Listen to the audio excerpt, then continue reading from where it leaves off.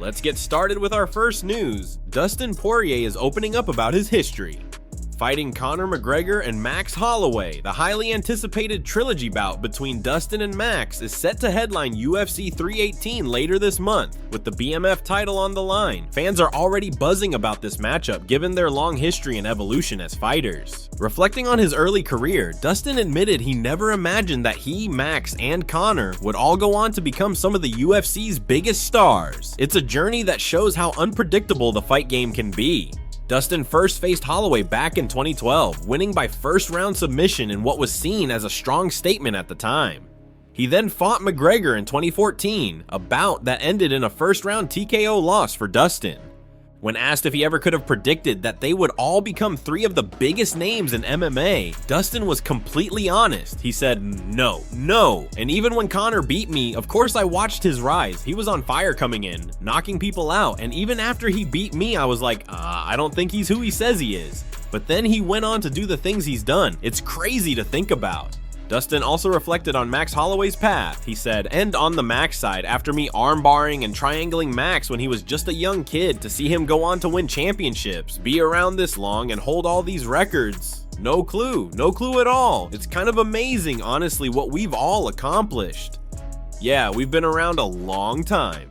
It's that kind of candid reflection that fans love to hear, because it shows even fighters themselves are surprised by how things play out in this sport. They know how much hard work and sacrifice goes into getting to the top, but there's no guaranteed path. Beyond looking back, Dustin is also analyzing current and future matchups in the sport. He recently shared his thoughts on the potential fight between welterweight champion Jack De Belin and Islam Makhachev, a clash that has the MMA world talking. Speaking to MMA Junkie, Dustin broke it down in detail. I think we'll find out in the first or second round how much trouble Islam has getting Jack down. I think if Islam gets those takedowns, he's going to get the win, but if Jack can stop those takedowns, he's got good takedown defense, then the boxing and the size could wear on Islam and give him some problems. Dustin went on to explain the unique challenges Islam's style brings. Islam's striking is awkward and different. You have to worry so much about the takedown. You can't plant your feet and throw off those number combinations. Really RIP and sit on your punches because he's gonna change levels. It changes the way you fight. For me, it did. I'm speaking from experience. We'll see how Jack approaches and executes out there. But if you're worried about takedowns, your shots are different. You're not sitting on everything and standing in front of the guy. You're trying to move and be light on your feet. I think the first 2 rounds will tell us exactly how that fight is going to go.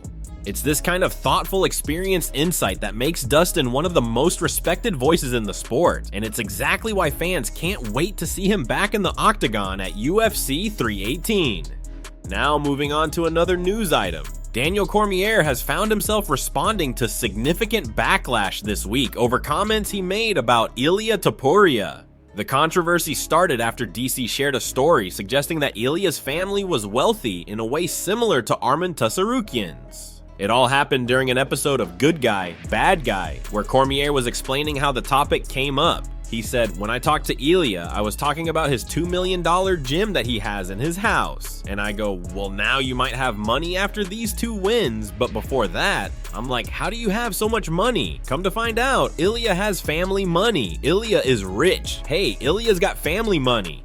He didn't stop there. He went on to talk about Arman Tsarukyan as well. And then Arman, I saw Arman just housing a $1,000 bites of caviar. He's just housing caviar. Arman's like rich. Could you imagine 2 rich dudes fighting for a UFC title? 2 rich dudes that didn't get their money in fighting? That would be the craziest thing because rich dudes don't fight. It was meant to be a lighthearted segment, but many people felt DC was spreading misinformation about Ilia's background without checking the facts. Social media reacted quickly, pointing out that Ilia Taporia didn't actually come from wealth at all. In fact, a clip from an older interview with Ariel Helwani began circulating widely online. In it, Ilia himself described just how hard he worked to even afford to compete in MMA at the beginning of his career. He talked about juggling 4 jobs simultaneously just to cover the costs of training and competitions. In that interview, Ilia explained, I was working because I had to pay all the competitions. I was working in 4 works, I had 4 works. I was working because I had to pay all the competitions because it was free. What What were the jobs? One was a cashier at Stravarios. It's a clothes store. I was teaching grappling classes in another gym. I was working in LA on the beach, and I was working security on the weekends. Hearing Ilia list out those jobs, describing how he hustled and sacrificed, really struck a nerve with fans. It showed the reality that many fighters face, scraping by with multiple jobs, pushing themselves to the limit just for the chance to compete. When that old clip resurfaced and started making the rounds on X and other platforms, DC was forced to take notice. Instead of digging in his heels, he owned up to his mistake. He reposted the video himself and wrote, "Damn, I was wrong. I think Chael told me this, and I should know better than to listen to Chael. He got me again."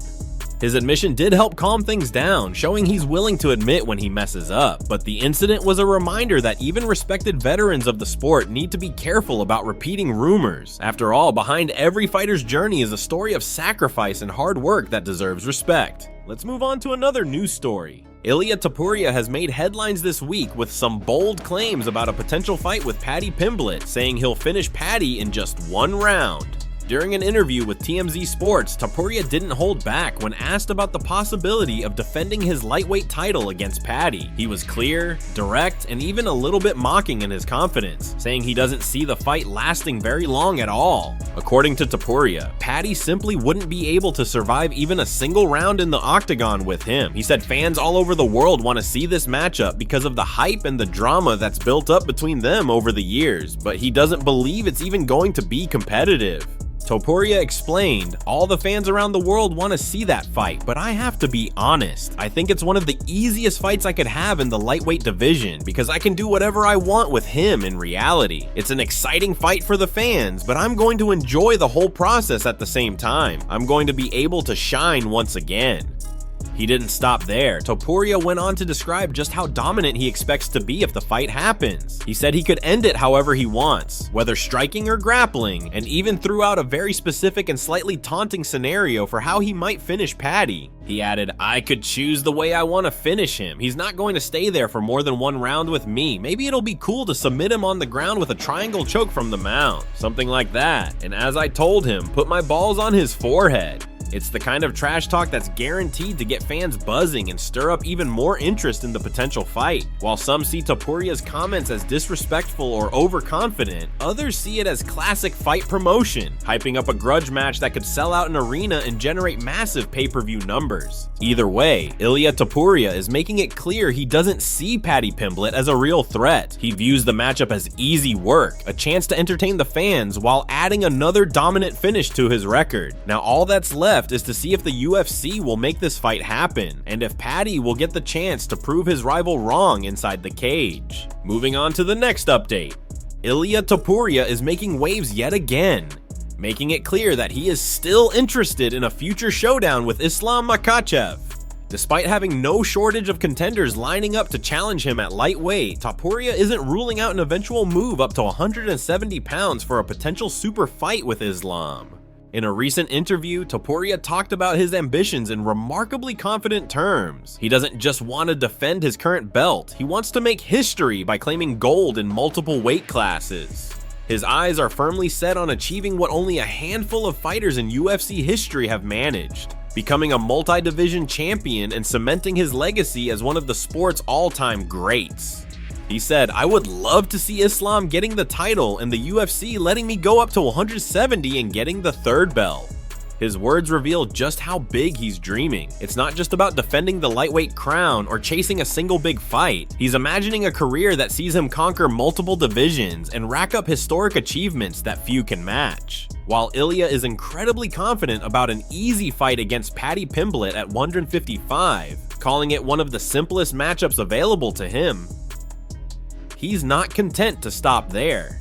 He's clearly thinking far ahead, imagining scenarios where he can test himself against the very best the sport has to offer, even in higher weight classes. It's this kind of ambition that both excites fans and generates controversy. Some see Taporia's plans as bold, even arrogant, but others respect the fact that he's not afraid to set big goals and speak them out loud. After all, the history of MMA is full of fighters who talked big and then backed it up inside the cage. Whether or not Taporia actually gets the chance to face Islam Makhachev at 170 will depend on many factors: the UFC's matchmaking plans, Islam's own success at welterweight, and how both fighters continue to perform. But one thing is certain, Ilia Taporia is not satisfied with being a one-division champion. He wants to challenge himself at every level, make history, and leave no doubt about his place among the sport's elite. Now let's talk about another story. Jorge Masvidal, the always outspoken veteran, has weighed in on the much anticipated matchup between Islam Makhachev and Jack De Belin. Although an official date or location for their potential welterweight title fight hasn't been confirmed yet, most people see it as only a matter of time before the UFC locks it in. This is one of those dream matchups that fans can't stop talking about, a stylistic clash between Islam's suffocating wrestling and submission game and Jack's dangerous, precise striking. Both men are at the top of their game and eager to prove they're the best in the world at 170 pounds. Speaking with Red Corner MMA this week, Masvidal gave his candid prediction for how he thinks the fight will play out.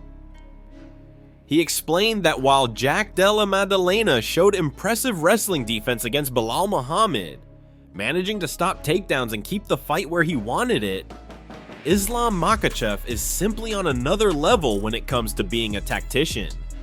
Masvidal said, "Jack is special. We're going to see just how special he is. I'm leaning towards Islam, but I really think it's going to be a tough fight for him. It's going to be a great fight, man." He didn't dismiss Jack's skills at all. In fact, he gave him plenty of credit. Masvidal knows Jack is no ordinary striker, and his ability to stay composed under pressure is part of what makes this matchup so intriguing. But Islam's relentless grappling threat and strategic mind give him the edge in Masvidal's eyes. This kind of analysis from a seasoned fighter like Masvidal carries weight. He's been in the cage with some of the best in the world and knows exactly what it takes to win at the highest level. Fans appreciate when someone with that experience breaks down the X's and O's of these blockbuster fights. Meanwhile, while Islam Makhachev is expected to be focused on capturing the welterweight title, Arman Tsarukyan has also chimed in about the possibility of Islam fighting Ilia Taporia down the line, especially considering Ilia's recent talk about moving up to 170 pounds.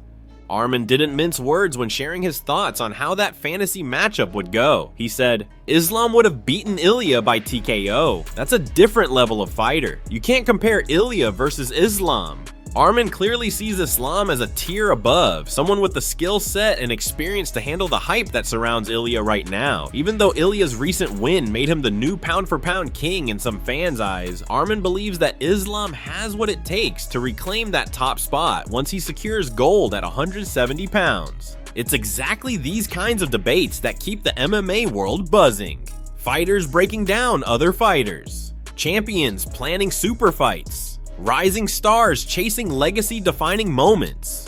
Whether you agree with Masvidal or Arman, one thing is certain: the UFC welterweight division has never been more exciting or stacked with potential classic matchups. Now, let's move on to the last news in this lineup. Arman Tsarukyan is interested in fighting Patty Pimpblelet or Justin Gaethje. Arman is confident that he'll end up fighting for the title, but if not, he believes he can beat either Patty or Justin to cement his spot as the #1 contender. As he explained on the Ariel Helwani show, they're both easy money. Dana said Patty is not next, and he shouldn't be in the octagon. Patty is a good fighter, but he doesn't deserve to fight for the title and jump ahead of me. During the interview, Arman was clear that he's ready to fight whoever it takes to prove he's the best. He's focused, determined, and believes there's no question he belongs at the top of the division.